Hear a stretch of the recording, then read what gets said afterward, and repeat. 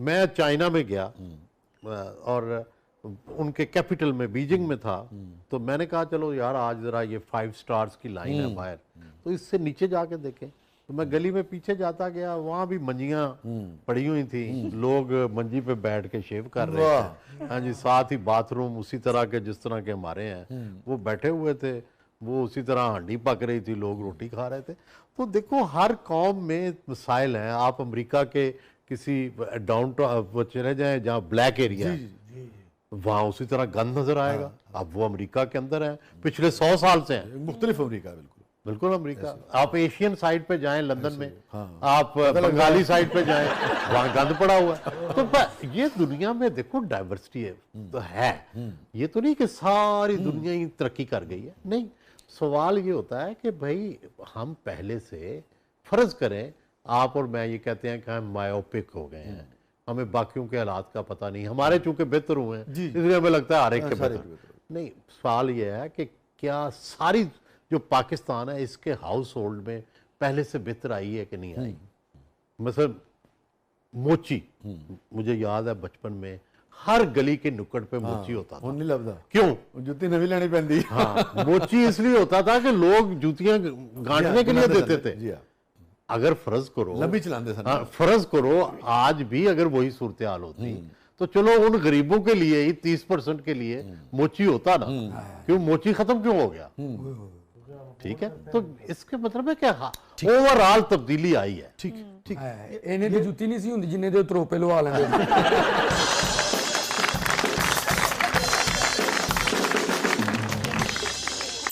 सुहेल साहब, आपको क्या लगता है कि महक मलिक वाला प्रोग्राम जितना वायरल हुआ था, क्या उससे भी ज्यादा कोई प्रोग्राम वायरल हुआ है आपका? नहीं, बहुत प्रोग्राम वायरल हुए हैं। अकबर बुख्ती साहब का प्रोग्राम वो तो सबसे ज्यादा देखा, उस जमाने में सोशल मीडिया नहीं था ना। हाँ, वो सबसे ज्यादा देखा गया, अब भी देखा जाता है। और इसी तरह बहुत से पॉलिटिशियन, बहुत सी अच्छा ये जो फिल्म एक्ट्रेसेस हैं इनके बहुत से प्रोग्राम, दीदार का प्रोग्राम, रीमा का प्रोग्राम, मीरा का प्रोग्राम बड़ा हिट हुआ था। वो टाइम टू टाइम होता रहता। कोई सुहेल भाई सारे सफर में कोई खफा हो गया हो आपसे?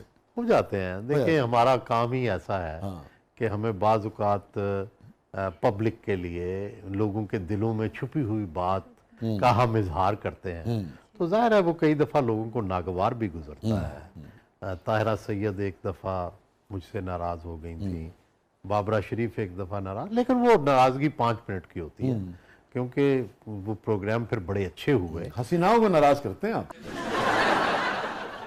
नाराज़ नहीं करते। देखिए क्वेश्चन ये है ना कि हम जब भी दो लोग सामने बात के लिए बैठते हैं तो हर चीज़ तो इत्तेफाक नहीं होता। जी हाँ, उसमें तो, लेकिन मैं अपनी आजिज़ी से, अपने एहतराम से उनको मना लेता हूँ। मतलब दोनों नाराज़ हुए लेकिन उसी विदिन 5 मिनट्स राज़ी हो गए और फिर दोबारा हमने प्रोग्राम किए। सुहेल भाई ये फरमाइए कि एक ऐसे दौर में जिसमें रोज़ाना की बुनियाद पर हम देखते हैं कि जैसे जैसे लोगों की आवाज़ बुलंद होती चली गई वैसे वैसे उनकी रेटिंग बेहतर होती चली गई, उनके मुआवजे बेहतर होते चले गए। एक ऐसे पूरे दौर में 2 दहाइयाँ तक आपने अपनी सॉफ्टनेस के साथ, शगुफ्तगी के साथ, दलील के साथ सरवाइव किया। ये मुश्किल था आपके लिए या कैसा रहा ये सब? मैं बोल ही नहीं सकता। मुझे इस तरह का मैं शायद नाअहल हूँ, शायद मुझे ये काम आता नहीं है। बाकी लोग हमसे ज़्यादा अक्लमंद, हमसे ज़्यादा माहिर हैं, तो हम फिर जितने नालायक जो कर सकते हैं वही करेंगे ना। लेकिन ये मुश्किल है ना आज के दौर? मुश्किल है, लेकिन देखो दुनिया में हर तरह के साज होते हैं और हर तरह के साज के सुनने वाले भी हैं। तो हम एक नकारा साज सही धीमा साज सही करो ना सर। अच्छा ये बताइए सुहेल भाई कि अब ये जो सोशल मीडिया के जरिए सहाफत हो रही है, आप क्या देखते हैं अगर गेज करें कि आप वाला जो स्कूल है, आप वाला जो रवैया है कि हर बात पूछी जाए, हर वो बात जो पूछी जानी चाहिए वो पूछी जाए, मगर उसके लिए आवाज़ बुलंद करने की और सख्ती की ज़रूरत नहीं है, और दूसरी तरफ ये कि तैयारी है या नहीं है मगर आप लड़ने के अंदाज में सवाल पूछें। कितने % लोग उस रवैये को फॉलो कर रहे हैं और कितने % इस स्कूल को फॉलो करते हैं? वसी शाह साहब, तारीख में किसने ज़िंदा रहना है, फैसला तो ये करना है। आज के लम्हे में मैं आपसे आज बदतमीजी करूं, ऊंचा बोलूं, कल बड़े हम वायरल हो जाएंगे। तारीख हमारे बारे में क्या कहेगी कि वसी शाह और सुहेल वड़ाइच कितने बदतमीज थे, क्योंकि रवैये तो सोसाइटियों के बदलते रहते हैं। आज हो सकता है बदतमीजी, लड़ाई बड़ी लोगों में पसंद की जाती है, क्या कल की दुनिया में भी ऐसा ही होगा? क्या लोग कल इसको नापसंद नहीं करेंगे? हम माजी के जो इस तरह के लोग थे उनको कितना पसंद करते हैं, ठीक है, तारीख ने उनके बारे में क्या वर्डिक्ट दिया है? वाह, ये देखना। बहुत अच्छा। मैं अगर आपकी बात को यूँ समझूं कि जैसे आपने कहा कि सच, ट्रुथ जो है वो प्रिवेल करता है, इसी तरह से शाइस्तगी भी प्रिवेल करती है। दुनिया ने ये इसका नाम ही क्यों शाइस्तगी रखा है और उसका नाम ही क्यों बदतमीजी रखा है? वाह, क्या बहुत अच्छा। और अगेन तमाम को प्रोफेशनलिज्म के साथ सवाल सारे करने हैं, जो पूछने चाहिए, पूछने हैं, अच्छे लहजे में करने हैं, मुस्कुरा के करने हैं, लेकिन पूरा प्रोफेशनलिज्म भी करना है। वाह।